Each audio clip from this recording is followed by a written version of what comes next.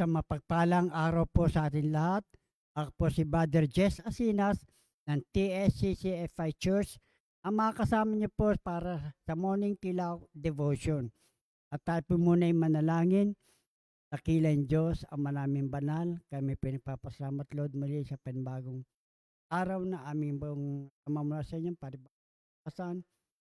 Kumpay. Noon Diyos, paunahan kami sa aming pag-bulay yung balsa. Po kumilo sa aming kalagayan. Gamitin lang po, Lord, ang pinaimuntin likod, pang ipahayag po kami sa aming nakasan at sa bawat po. Salamat. In Jesus' name we pray. Amen. Ating pong talata na ating pag-uusapan ay dito po sa babasa natin sa Roma chapter 12 verse 1. Kaya nga mga kapatid, sinasama ko sa inyo, alang-alang sa kahabagan ng Diyos, na inyong ialay ang inyong mga katawan na isang handog na buhay, banal, nakasaya sa Diyos, na siya ninyong makatwirang paglilingkod. Dito po makita po natin, ayon po sa talata na binanggit ni Apostol Pablo, karapat dapat sabihin at papurihin ang sambahin ng Panginoon Diyos. Bukod siya ang Diyos, ang limikha, lahat ng bagay dito sa lupa, at lahat ng bagay at siya rin ating nag-iisang Diyos na tagapagligtas. At siya rin yung nag-iisang Diyos na pinapangyarihan sa lahat. Kaya wala tayong magagawa kung tayo po'y hiwalay sa Kanya.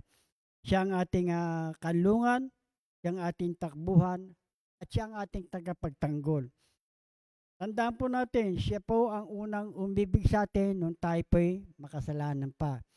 At kung ating pong matatandaan, hindi po tayo karapat-dapat, pero tayo kanyang kinahabagan at tinawag para sa kanyang kaharian ng ating Panginoon Diyos. Dito makita po natin, kaya ayon kay Apostol Pablo, ialin natin ating buhay bilang katanggap-tanggap sa Panginoon at maging kaya-aya sa pagsamba at ialay natin ang ating buhay para sa kanyang kanyang kaharian at siya rin ang alam po natin para rin sa ating kaligtasan.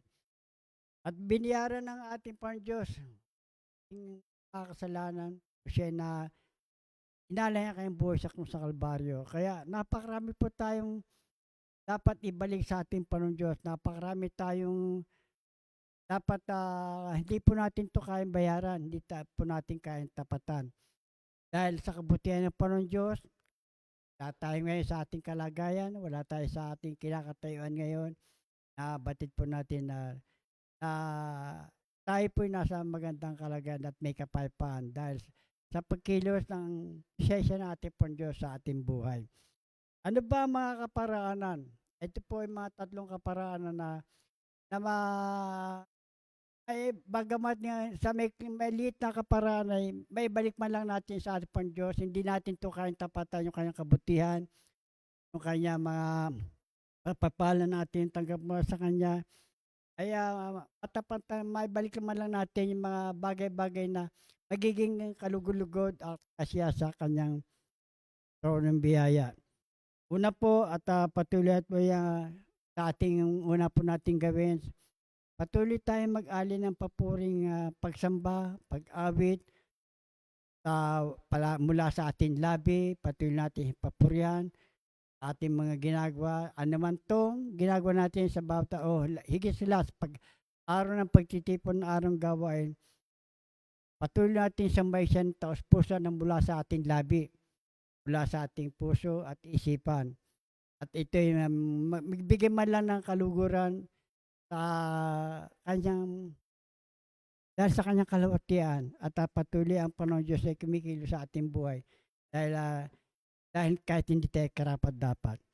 Pangalawa ay huwag nating kalimutan na gumawa ng mga kabutihan at huwag kalimutan maghandog sa kanyang trono ng biyaya dahil ito yung nagiging kasiyasya, kayaya sa harapan ng ating Panginoon Diyos.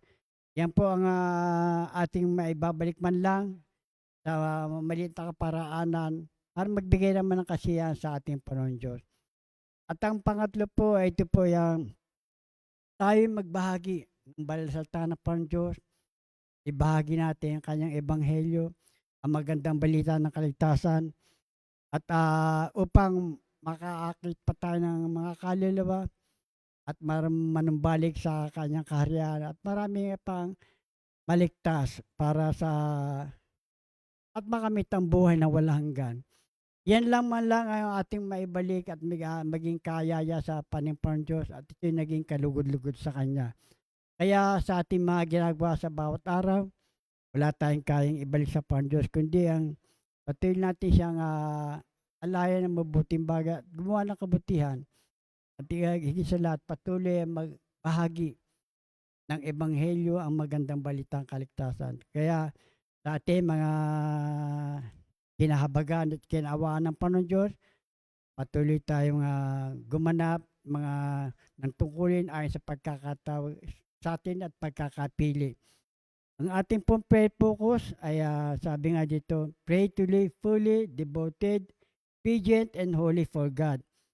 Pray for the lost, pray that God transform the heart of the lost so they may follow Him completely. At tayo po'y manalangin. Dakilang Diyos, ang manaming banal.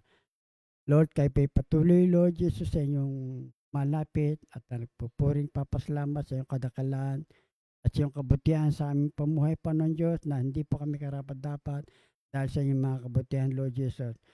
Lord, patuloy yung kami, Lord, na maging mabuhay, na may kalakasan, at tatag ng pananampalataya, at patuloy sumusunod at lumalakad na ayon po sa inyong plan ko, Lord, Panginoon Diyos.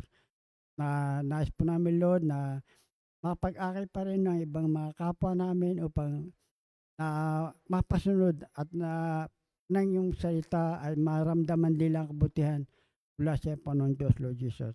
At patuloy, Lord, patuloy namin, Lord, at tinatasa yung mga kaluluwa pa namin inaakay na marami pang maligtas, marami pang mga kaluluwa na hindi pa nakakariselta ay makarinig sa pamagitan po namin, Panginoon Diyos.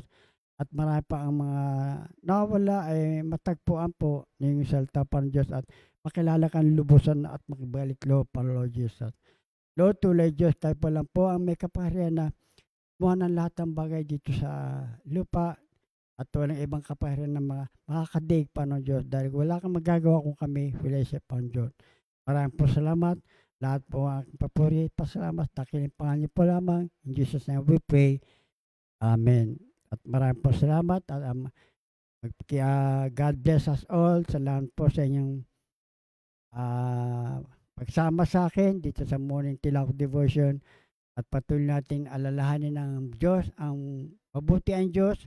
Hindi siya nang iwan, hindi tayo pimbabayaan, at hindi tayo patuloy na bibigyan ng kundi kapayapaan ng ating ibibigay sa ating Panginoon Diyos. Maraming salamat. Kita muli tayo sa susunod pang panahon. Thank you. Salamat.